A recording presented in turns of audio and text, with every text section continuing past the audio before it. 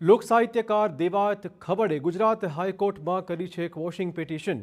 ચાંગોદરમાં થયેલી મારામારીની ઘટનામાં ફરિયાદ રદ કરવા તેમણે અરજી કરી છે। બંને પક્ષના વકીલે સમાધાન થઈ ગયાની હાઈકોર્ટમાં રજૂઆત કરી હતી। કોર્ટે કહ્યું 307ની કલમમાં કઈ રીતે સમાધાન થઈ શકે। હાઈકોર્ટ પ્રથમ દ્રષ્ટિએ માન્યું છે કે દેવાયત ખવડ પ્રખ્યાત નહીં કુખ્યાત છે। દેવાયત ખવડ પર 6 જેટલા કુલ ગુના પણ નોંધવામાં આવ્યા છે। ચાંગોદર પોલીસ મથકમાં નોંધાયેલી ફરિયાદમાં તપાસ અધિકારી, કેસ રિપોર્ટ અને બંને પક્ષકારોને હાજર રહેવા કોર્ટનું ફરમાન। 19 ફેબ્રુઆરીના રોજ વધુ સુનાવણી હાથ ધરાશે।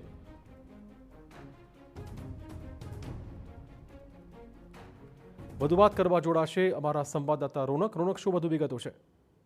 બિલકુલ તે લોક સાહિત્યકાર દેવાયત ગઢવીની જે દેવાયત ખાવડની માફ કરશો જે પ્રકારે જુદી જુદી માથાકૂટો સામે આવી હતી તે દરમિયાન જે ફરિયાદો નોંધાઈ હતી તે પૈકીની એક ફરિયાદ રદ કરવા માટે દેવાયત ખવડ દ્વારા ગુજરાત હાઈકોર્ટમાં અરજી કરવામાં આવી હતી અને આ અરજીની ઉપર જ્યારે સુનાવણી હાથ ધરાઈ ત્યારબાદ જુદી જુદી દલીલો છે તે કરવામાં આવી હતી। ખાસ કરીને આ સમગ્ર જે મામલો છે તેમાં સમાધાન થયું હોવાના કારણે હવે ફરિયાદ આગળ ચલાવી નથી તે પ્રકારની રજૂઆત કરવામાં આવી હતી। ત્યારે ગુજરાત હાઈકોર્ટ તરફથી એ પણ નોંધ લેવામાં આવી હતી કે જે આરોપી દેવાયત ખવડ છે તેના વિરુદ્ધ કેટલા ગુના નોંધાયેલા છે। ન માત્ર એટલું પરંતુ જે અરજદારના વકીલ એટલે કે દેવાયત ખવડના વકીલ તરફથી એવી રજૂઆત કરવામાં આવી હતી કે તેઓ પ્રખ્યાત લોક કલાકાર છે। ત્યારે હાઈકોર્ટ તરફથી પણ એવું અવલોકન કરવામાં આવ્યું હતું કે આટલા ગુના નોંધાયા બાદ કોઈ વ્યક્તિ પ્રખ્યાત નહીં પરંતુ કુખ્યાત ગણાય છે તે પ્રકારની ટિપ્પણીઓ પણ સામે આવી હતી। આ સમગ્ર મામલે ચાંગોદર પોલીસ સ્ટેશનમાં જે ફરિયાદ નોંધાઈ હતી અને સંબંધિત રિપોર્ટ છે તે સાથે આગામી દિવસોમાં જે પક્ષકારો છે તેને હાજર રાખવા માટે હુકમ છે તે કરવામાં આવ્યો છે અને આ જ મામલે વધુ સુનાવણી 19 ફેબ્રુઆરીના રોજ હાથ ધરાશે। ધન્યવાદ રોનક, તમામ જાણકારી બદલ।